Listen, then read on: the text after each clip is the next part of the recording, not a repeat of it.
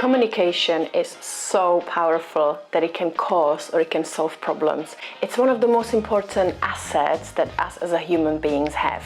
Hi guys, it's Lucie here with Moments with Lucie, and you've guessed it right, communication is a topic for today. So let's get started.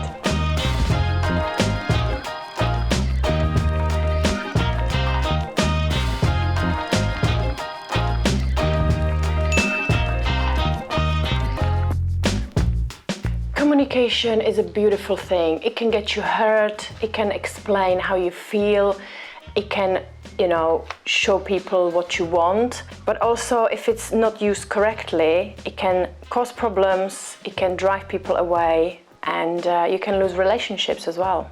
If used incorrectly or if you don't know how to communicate properly, it can make your life quite difficult. But the good news is, like pretty much everything else in life, you can actually work on it and you can master it. After all, communication is definitely one of the things that will last you a lifetime. Sometimes there is this perception and a feeling that the proper communication is only needed when you're somehow a leader, when you're a manager or in a higher position, but that's absolutely not the case. Communication is something that we need in day-to-day activities. We need to be able to share our stories, ask for help, show our feelings, and just meet new people and talk to them. There is one thing in the field of communication that most of us make a mistake in. To be honest, I'm probably one of the worst in it, but I'm trying to improve it. That mistake is that we just don't listen. Just think about it. Sometimes we actively listen to answer, but we don't really listen to pay attention to what the other person is really saying. Were you ever in a situation that you were talking to a friend or partner or colleague and you're trying to tell them a story and they constantly interrupt you, they constantly jump in and they tell you their side of a story, and what you want to do at the end, you lose track of what you wanted to say, and at the end of it you just want to get up and just walk away because it feels like you're trying to tell them your story or your feeling or your experience and they're just not listening. They're not really paying attention to what you actually have to say. I've been in that situation quite a few times when I was trying to tell something to someone, they were just not listening. So I understand how frustrating it is, and I also understand that I do it sometimes, and it's something that I really need to change. I need to really sit back and actually actively listen to the person that's in front of me.